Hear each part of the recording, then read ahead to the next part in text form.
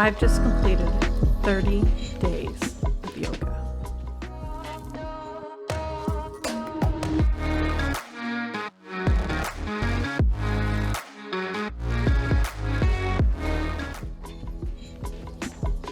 When I first set out on this yoga challenge, I honestly believed the only thing I could and would gain from it was flexibility. 30 days later, I now know I couldn't have been more wrong.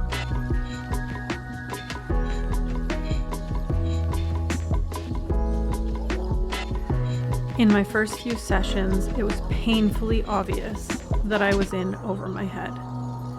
I didn't know what any of the poses were called or how to do them. I couldn't bend the way I was supposed to, and my rolls were escaping the confines of my clothing every chance they got. I will admit that I did look at practicing yoga through stereotypical glasses. Not in a judgy way, because I always admired people who made yoga a lifestyle, but it was enough to make me avoid trying it myself. Nope. So take a sec.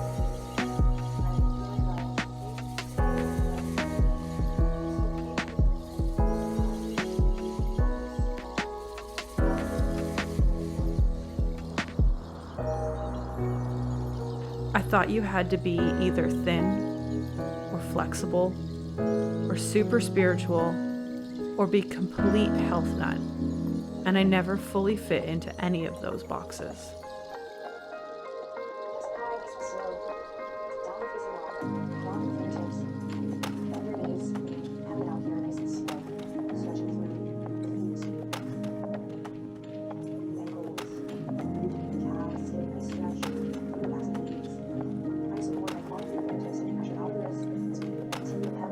Within the first week, I quickly found out that yoga wasn't just about flexibility. It requires some serious strength. I was humbled by how quickly my wrist would give out, how shaky my arms and shoulders would be, and how it felt like there was no way I could make my body move into those positions with ease.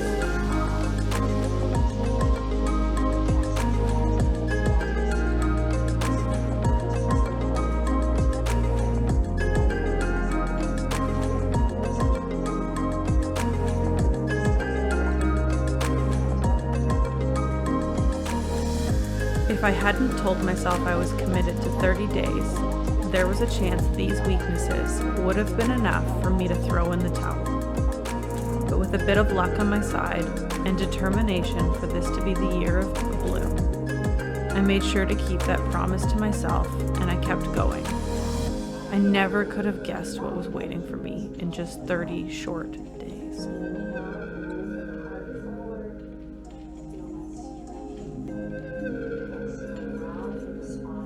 I followed along the 30 days of yoga with Adrienne, and she did a great job at mixing up the styles and variations. In week 2, I could already feel myself improving, and that was mind-blowing.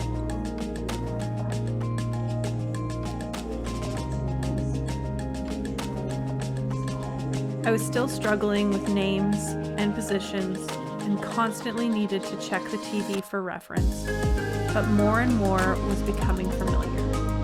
And I could feel myself starting to embrace it, to want to learn and grow with each day.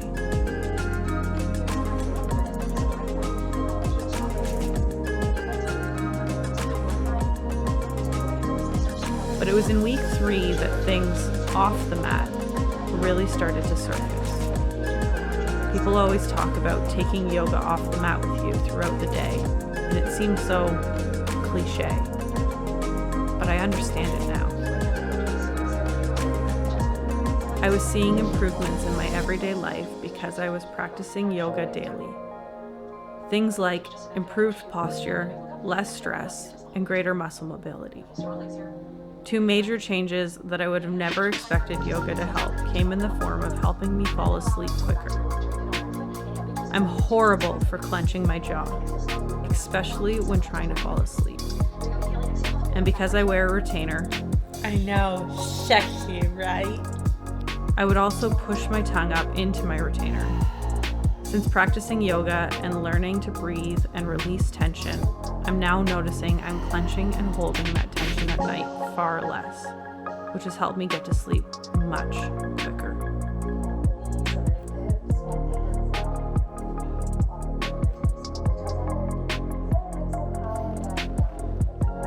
I have also always enjoyed laying on my bed in my towel after a hot shower. Even if I was running late for work, I would take 5 to just lay there. I thought it was to enjoy the fresh feeling and to take a minute to zen. But since doing yoga and fixing my posture, I now know it was because I would arch my back so much trying to wash my hair that my lower back needed to level out. I haven't needed to do this all month. Week 4 is where I really started to look forward to my sessions. And even though there were days that got busy and I didn't get to the mat until 11 p.m., I made sure it happened before the clock hit midnight. It also made me reflect on the things I've mentioned about how much growth and change I was able to achieve already, and how I was sad to see that there were less and less days remaining in the challenge.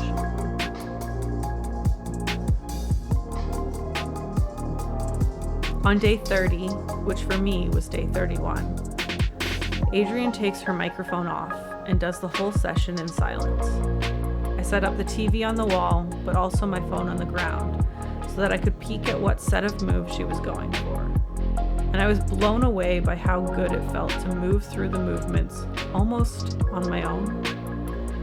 I added in my own variations in places, but really just flowed through the sequences that were repeated throughout the month.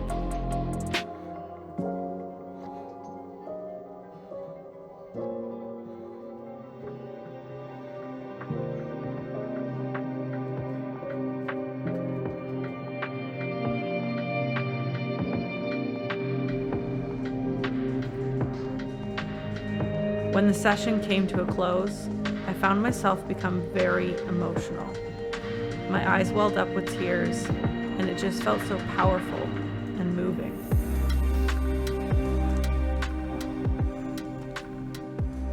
Wow, that's day 30 of her program done, day 31 for me. I teared up a little bit at the end of that. This has been an absolutely life-changing month. I can't wait to formulate my thoughts and share them. I thought yoga would have that kind of power over somebody. Oh, it's more than what I thought.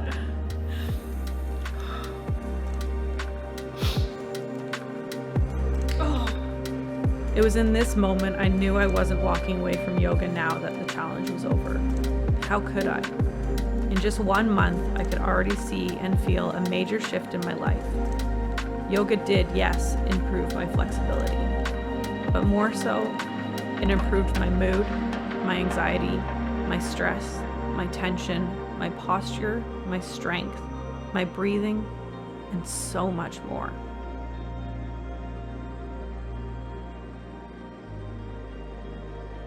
It's also where I realized I don't need to be a thin, flexible, super spiritual health nut to keep on this journey.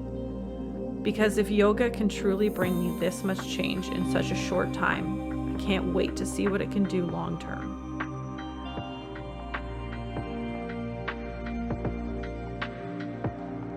If you gain nothing else from this video, I hope that you at least learn from me and stop putting yoga into a stereotypical box. Because if you can let go of that preconceived idea, it'll open you up to experiencing something truly life-changing.